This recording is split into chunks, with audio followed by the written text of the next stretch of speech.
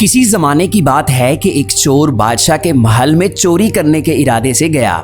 रात का वक्त था और महल के एक कमरे से बादशाह और उसकी बीवी की गुफ्तगू की आवाज़ आ रही थी।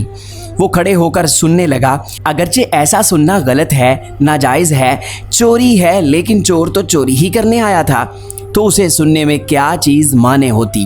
आखिर वो चोर ही तो था। उस चोर ने सुना कि बादशाह अपनी बीवी से कह रहा है कि मैं अपनी बेटी की शादी ऐसे आदमी से करूँगा जो निहायत मुत्तकी व परहेज़गार हो, अल्लाह वाला हो। चोर ने यह सुना तो उसके दिल में ख्याल आया कि क्यों ना मैं कुछ ऐसा बनकर दिखाऊं कि बादशाह मेरे ही साथ शहज़ादी की शादी कर दे।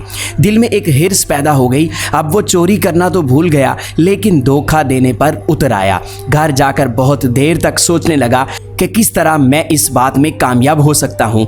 फिर एक तदबीर उसके जहन में आई कि बादशाह के महल के करीब एक मस्जिद है, उसमें जाकर बुजुर्गाना लिबास पहनकर और उनकी वज़ाकता इस्तेमाल करके वहाँ दिन रात इबादत में मशगूल होकर बैठ जाऊँ तो शायद ये बात बादशाह तक ज़रूर पहुँचेगी कि कोई आदमी यहाँ ऐसा मुत्तकी परहेज़गार है जो दिन रात अल्लाह की इबादत में मसरूफ़ है।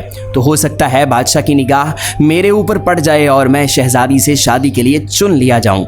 ये उस चोर का एक निहायत हकीर और जलील दुनियावी मकसद था जिसके लिए उसने ये इरादा किया।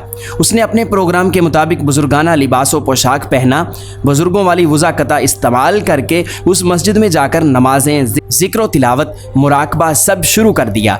दिन गुजरते रहे और लोगों में शोहरत होती गई कि कोई अल्लाह वाले बहुत बड़े वली यहाँ आ गए हैं जो दिन रात इबादत करते हैं। यहाँ तक कि ये बात बादशाह तक पहुँच गई कि यहाँ कोई अल्लाह वाले आकर बैठे हैं।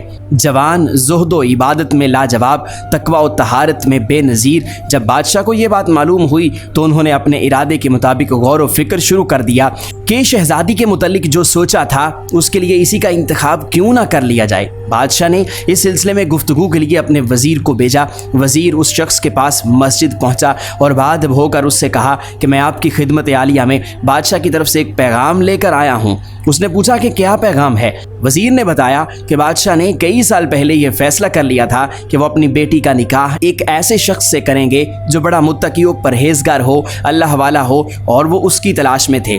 उनकी नज़र इंतखाब आप पर आकर रुक गई है, लिहाजा बादशाह ने मुझे भेजा है कि इस सिलसिले में आपसे गुफ्तगू करूं। यह शख्स जो दरअसल इसी तमन्ना व आरज़ू में यहाँ आकर बैठा था, बहुत देर तक वज़ीर की गुफ्तगू सुनता रहा। उसके बाद उसकी आंखों में आंसू जारी हो गए। वज़ीर ने पूछा कि क्या बात है, तो कहने लगा आज जो पैगाम लेकर आए हैं ये पैगाम मुझे मंजूर नहीं। वज़ीर ने कहा कि क्यों मंजूर नहीं। उस शख्स ने कहा कि देखिए मैं साफ साफ बात आपको बताता हूँ, मैं असल में एक चोर था और एक मर्तबा बादशाह के महल में चोरी के इरादे से गया था। फिर जो कुछ भी हुआ उसको सुनाया और उसके बाद उस चोर ने कहा कि मैंने तो ये वज़ाकता इसी हिर्स की वजह से इख्तियार की थी, लेकिन मैं यहाँ आकर बैठा तो मेरे अल्लाह ने मुझे अपना बना लिया। अब बस इसके बाद मुझे और किसी की ज़रूरत नहीं, मेरे लिए मेरा अल्लाह ही काफ़ी है।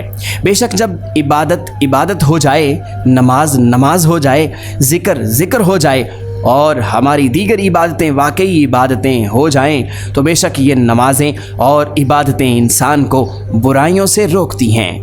मोहतरम नाजरीन, हमारी ये मोटिवेशनल स्टोरी आपको कैसी लगी कमेंट सेक्शन में अपनी राय ज़रूर दीजिए, और अगर आपको हमारी वीडियोस अच्छी लगती हैं तो इनको शेयर ज़रूर कीजिए।